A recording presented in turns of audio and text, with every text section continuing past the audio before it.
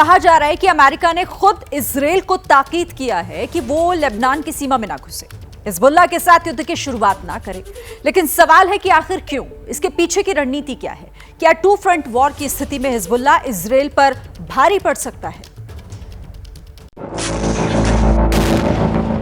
Anti tank guided missile,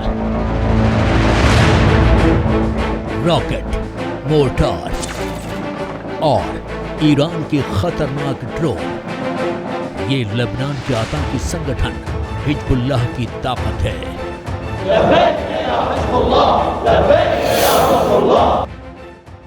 पिछले कुछ साल में हिजबुल्लाह की ताकत में कई गुना तक इजाफा हुआ है। मौजूदा वक्त में हिजबुल्लाह के पास ना तो हथियारों की कमी है और ना ही लड़ाकों की। दरअसल हिजबुल्लाह की ताकत बढ़ने के पीछे ईरान से मिलने वाली मदद है, जो वक्त के साथ साथ बढ़ती जा रही है।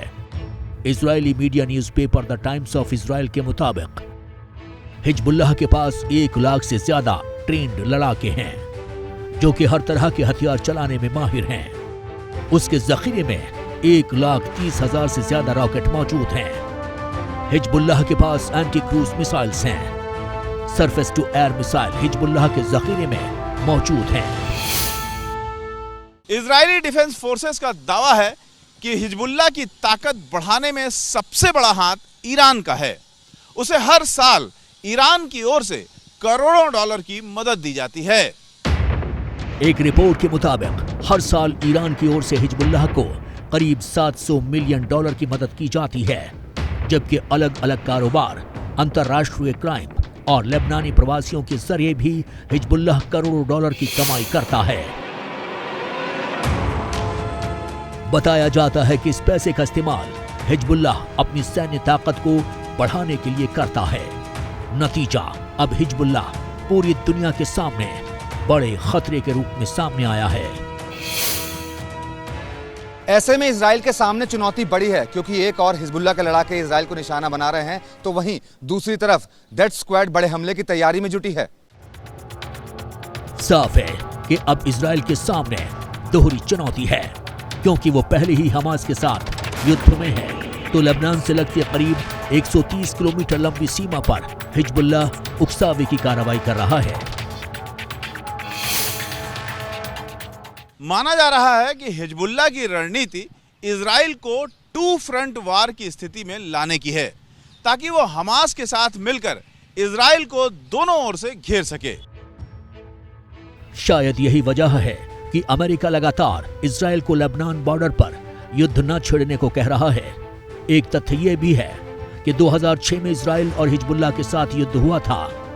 ये युद्ध 5 हफ्ते तक चला था। युद्ध में 1200 से ज्यादा लेबनानी नागरिक मारे गए थे, जबकि 100 से ज्यादा इजरायली जवान शहीद हो गए थे। लेकिन 2006 की बात थी, तब से अब तक हिजबुल्लाह की ताकत में कई गुना इजाफा हो चुका है, जो सीरिया में सिविल वॉर के दौरान नजर आया। दरअसल 2013 में सीरिया में गृह युद्ध की शुरुआत हुई। तब हिजबुल्लाह ने बशर अल असद सरकार का साथ दिया था। हालांकि यहां भी ईरान की भूमिका बड़ी थी, क्योंकि तब ईरान भी बशर अल असद के साथ था। सीरिया में गृह युद्ध के दौरान हिजबुल्लाह ने इस्लामिक टेरर ग्रुप मसलन आईसिस, अल-कायदा समेत दूसरे संगठनों को ठिकाने लगाने में कामयाबी हासिल की। माना जाता है यहीं से हिजबुल्लाह की ताकत बढ़ती चली गई। 70 के दशक में लेबनान में हुए गृहयुद्ध से जन्मा हिजबुल्लाह अब एक सैन्य ताकत बन चुका है, जिस पर वहां की सरकार का कोई कंट्रोल नहीं है। मीडिया रिपोर्ट्स के मुताबिक हिजबुल्लाह यमन में सऊदी अरब समर्थक सुन्नी मिलिशिया के खिलाफ हूती विद्रोहियों का साथ दे रहा है। जैसे ही घड़ी का काटा दोपहर 2:30 पे आए, बबीता जी का दिल सास बहू साजिश के लिए मचल जाए।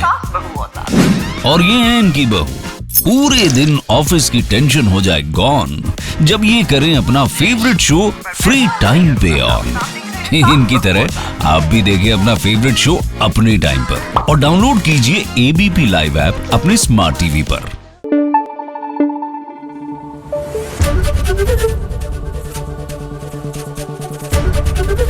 एबीपी न्यूज आपको रखे आगे।